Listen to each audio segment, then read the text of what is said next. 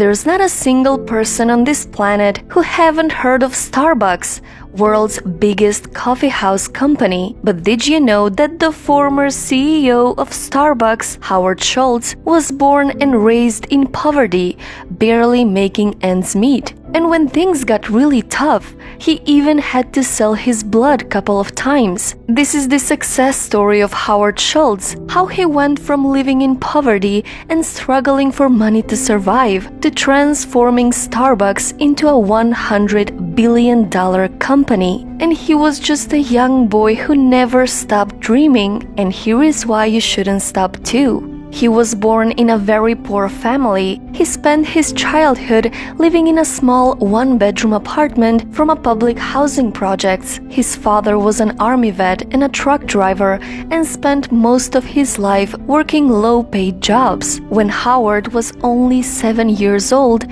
while delivering diapers, his father fell on the ice and broke his leg. And because of this, he was fired from his job. And with no medical insurance and no savings, his family was struggling for money. That image of his father laying on the couch, feeling hopeless, crushed and defeated, left a permanent mark in his memory. It was one of the biggest defining moments in Howard's life. And to get away from all of these problems, he used to sit on the staircase in his building, dreaming of a better life. He played football in high school and earned an athletic scholarship to go to college, but he didn't want to play sports and decided to major in communications. So to pay for college, he had to take student loans and worked many odd jobs to make ends meet. Few times he even had to sell his blood for money to survive. After graduating from college, Howard worked at a ski lodge and as a salesman, but he had a desire to work at Starbucks. At that time, Starbucks had 3 owners and only sold coffee beans. So at the age of 29,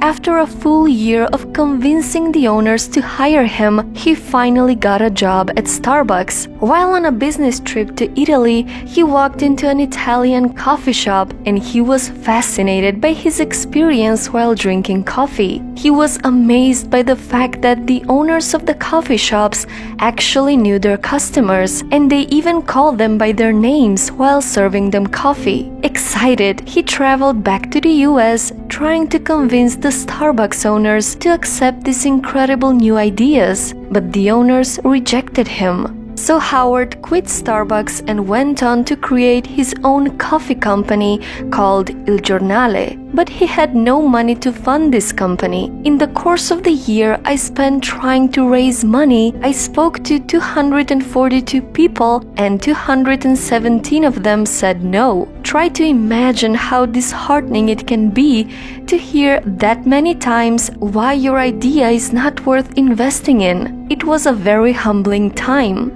But eventually, enough people believed in his vision and decided to invest in his business. He worked extremely hard to open his first coffee shop where he could replicate the experience he had in Italy and finally implement his ideas. After a few years, Starbucks went bankrupt and Howard bought the company and became CEO of Starbucks. He rebranded his company with the Starbucks name and expanded across the United States. Today, Starbucks has more than 30,000 stores around the world and market value over $100 billion.